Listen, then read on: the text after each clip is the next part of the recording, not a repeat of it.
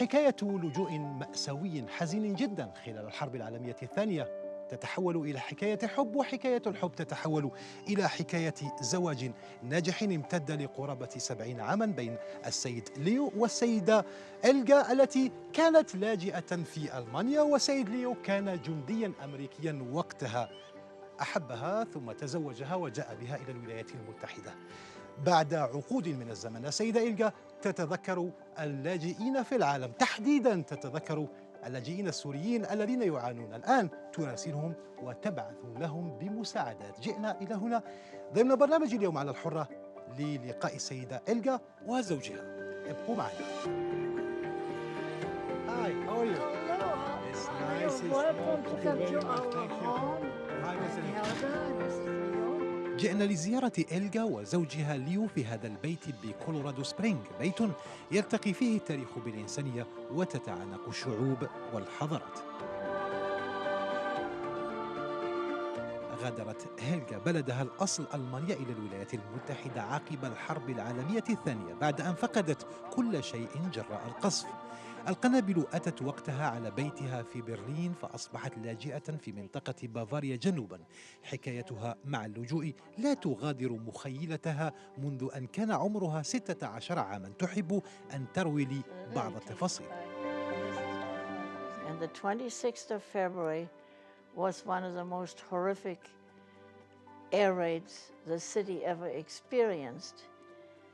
And it was a daylight raid, which was always more terrifying. You know, you just absolutely, you had to go down into the cellar and you could hear the bombs coming closer and closer.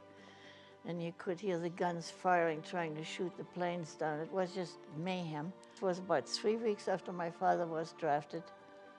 A bomb hit the house that the police station was located in, and 63 people died in a second. My mother and I, we were devastated.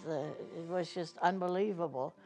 But in those days, even if you were dead, you have to have all kinds of documents and preparing for things and so forth. That at the time, even though it was a very sad occasion, but we were so busy running from one place to another to get all the papers in order. Absolutely, yes. And meanwhile, every day we would go to the pile of rubble where all these poor people were dead underneath to see if they found my father. مع نهاية الحرب العالمية الثانية كان ثمة جنود أمريكيون بمنطقة بافاريا، وكان أحدهم من هو زوجها اليوم ليو. يتذكر ليو أول ما سمعه من إلغا. I was a photographer myself, or I considered that I was, and I walked into this photo shop and Helga was behind the counter. And for some reason, I don't know, we hit it off and there was a connection, an immediate connection. A chemical connection. I don't know. Oh my goodness, I was only 17 years old, you know. In those days, you didn't think of stuff like that.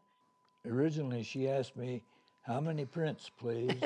That was the first thing I ever heard her say, how many prints I wanted for my film that I was turning in there. And as she said, the last thing I had in mind was romance, because I was not a wealthy kid, and I had to go back to college, and I had years ahead of me before I'd have a job. So it was just a friendship. تعاطف الجندي الأمريكي الشاب مع الفتاة الألمانية اللاجئة أيما تعاطف.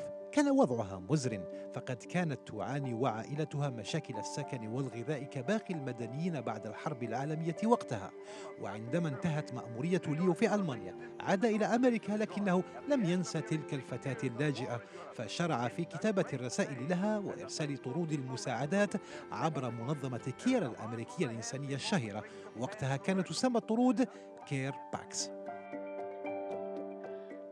Figured out that those items contained in the package were necessary to for nutrition, and so forth. So it was naturally, well designed. when you unpacked something like that and you saw all those wonderful things in there, my mother was most delighted with coffee, which we hadn't had for years. Wow. Real coffee. Real coffee. And I remember she would make a cup of coffee, and then she would use the coffee grounds over and over again till all the flavor was gone, because right. it was so precious. Yeah, of course. And my mother was a good cook anyway, so she knew exactly how to use these items sparingly. You shipped out in April, right? I think so, yes. And to go back to the States and start his college life again.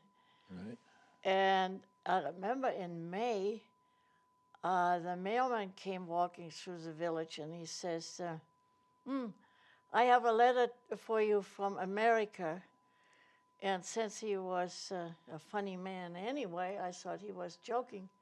And sure enough, when I got home, there was a letter from America. You wrote me a letter. That was the first. You know, it was a big deal. Even it got around in the village. It's an event. This person got a letter from America. Oh my goodness! I mean, gee, it was a special event. And so we started a correspondence, and what we wrote to each other, at least 100 letters. Wow. During the time of what, 2.5 years? 2.5 years. Yeah, 2 years. And so the upshot of all that was, I married my pen pal. ما أن مرت بضع شهور حتى تحولت العلاقة بين ليو وهيلغا إلى حب جميل، فكان لابد أن تغادر هيلغا ألمانيا إلى أمريكا زوجة لليو. الإجراءات كانت معقدة لأن ألمانيا خرجت لتوها من وضع غير عادي. شدني كثيرا حديث السيدة هيلغا. حكاية اللجوء لم تبرح ذاكرتها، تتألم كلما شاهدت حربا تذرف لاجئين. أحزنها وضع السوريين الآن، فشرعت بمساعدة منظمة كير الإنسانية في إعادة بناء الصورة التي عاشتها مع زوجها زمن الحرب. لكنها هذه المرة هي الطرف الذي يساعد، بينما الفتاة السورية اللاجئة ساجدة هي من يتطلب المساعدة. شرعت في كتابة الرسائل لها لرفع معنوياتها وتروي لها حكايتها. They also mentioned that your interests are in music and writing, etc.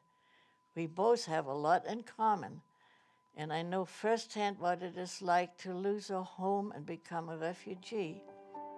ساجدة عمرها 16 سنة، نفس عمر هيلغا أيام الحرب العالمية.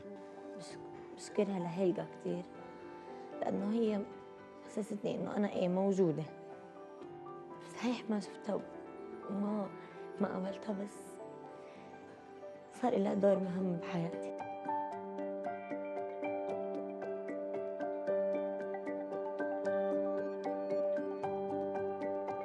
شدتني الحكاية، وما كان مؤثراً أكثر أن أخبار ساجدة انقطعت في الأيام الأخيرة، فتألمت هيلغا للأمر واستسمحتني أن تبعث برسالة عبر عدسة اليوم على الحرة.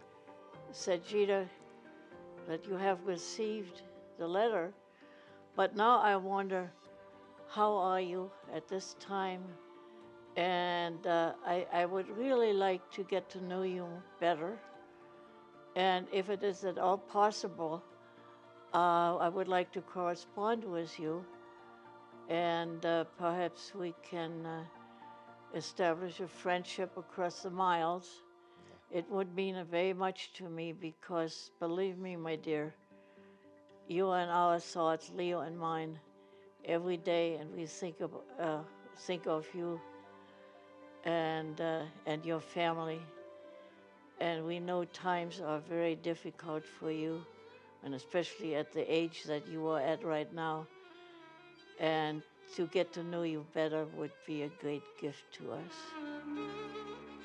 تعيش ساجدة في منطقة الزرقاء القريبة من الحدود السورية في الأردن برفقة أخوين وأختين وأمهم. عندما سئلت ساجدة عما تفتقده، قالت: ظهور حديقتنا في سوريا. وعما فقدته تقول: فقدت نفسي.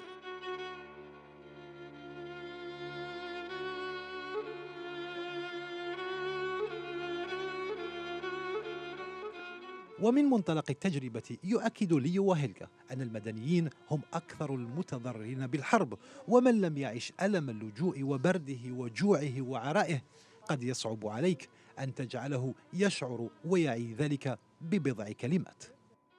كان معكم خليل بن طويلة ضمن فقرة أمريكا اليوم لبرنامج اليوم على الحرة من ولاية كولورادو. إلى اللقاء.